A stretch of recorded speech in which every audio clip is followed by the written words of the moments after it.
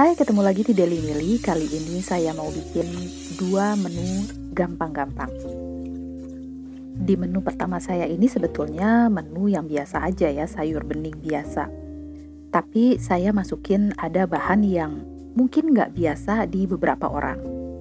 Kalau kalian yang suka atau pecinta tanaman, biasanya ada tanaman di pot itu yang nggak diharapkan tumbuh. Salah satunya ini. Nah, namanya tumpang air, atau nama latinnya itu Peperomia pellucida. Tanaman ini juga sering disebut seperti yang pernah saya dengar gitu ya, sirih Cina. Jadi manfaat tanaman ini itu banyak banget yang saya tahu gitu ya. Salah satunya itu untuk asam urat, untuk yang antiinflamasi gitu, lalu juga ada untuk pereda rasa sakit dan rematik, itu sih yang pernah saya baca ya. Tapi kalau misalkan untuk manfaat lainnya itu silahkan di googling aja. Menurut saya tanaman ini unik banget karena ketika kita makan dia saat dia mentah atau kita lalap gitu ya. Saya sering lalap ini pakai sambal dadakan gitu. Nah, kalau kita kunyah dia mentah itu rasanya tuh pedes. Mirip banget kayak sirih gitu ya, kayak daun sirih yang biasa itu yang lebar-lebar gitu. Tapi ketika direbus itu sama sekali air rebusannya itu nggak ada rasa pedes. Aneh deh, jadi dia tuh justru malah kehambar jadinya. Jadi perbedaannya itu ketika saya minum air sirih yang biasa ya, yang di tukang jamu itu biasanya itu kan pedes ya. Tapi kalau sirih air atau sirih Cina atau tumpang air ini itu justru ketika telah direbus itu dia rasa pedesnya hilang, justru cenderung hambar seperti yang tadi saya bilang. Jadi untuk yang berpikir gitu ya, kira-kira apa sih rasa sayurnya ini? Ya rasa sayurnya seperti bisa saya bilang jadinya kayak bayam, tapi justru ini lebih hambar. Kalau bayam itu kan ada rasa pahit sedikit gitu ya, singkat pahitnya itu. Kalau ini enggak, sama sekali malah nggak ada pahit, justru hambar. Jadi untuk kalian yang suka dengan manfaat si sayuran ini atau si tumpang air ini, tapi kalian nggak suka rasa pedesnya, kayaknya mendingan kalian bikin sayur atau kalian rebus airnya sampai agak menyusut sedikit gitu ya.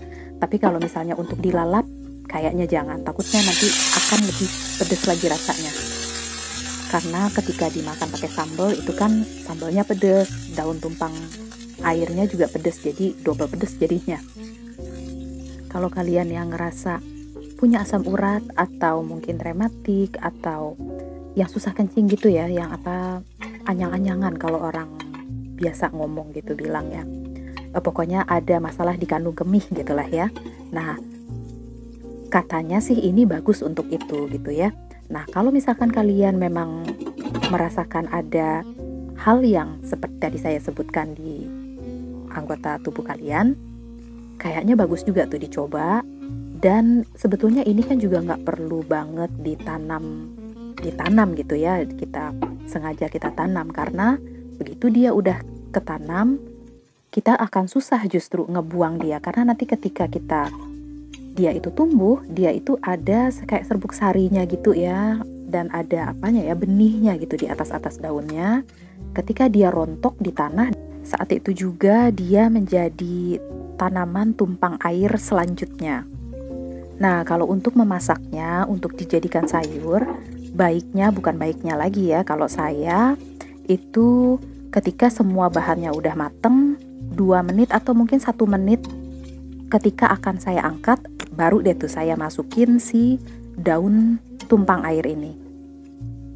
Itu tadi resep sayur bening tumpang airnya. Sekarang saya beralih ke menu kedua yang sebetulnya biasa juga, tapi mungkin ada penambahan bahan yang nggak biasa dipakai sama kalian yang nonton. Ini dia bahannya, sebetulnya biasa aja, telur lado ijo atau telur cabai ijo gitulah ya. Cuman di sini saya pakein udang rebon kering.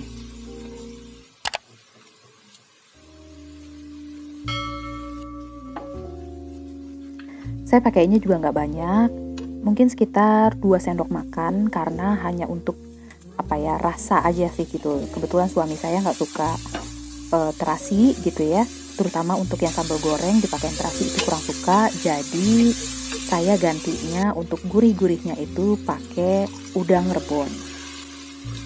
Untuk udang rebonnya boleh dimasukin setelah seperti ini ya, atau boleh juga ketika di blender itu dimasukin udang rebonnya sekaligus di blender. Oke, ini sebentar lagi telurnya saya masukin dan selesai juga saya masak menu yang kedua. Oke, semoga resepnya bermanfaat. Silakan di subscribe channelnya, di like dan di share resep dari saya. Silahkan juga ditonton video-video yang lainnya. Thanks for watching. Assalamualaikum.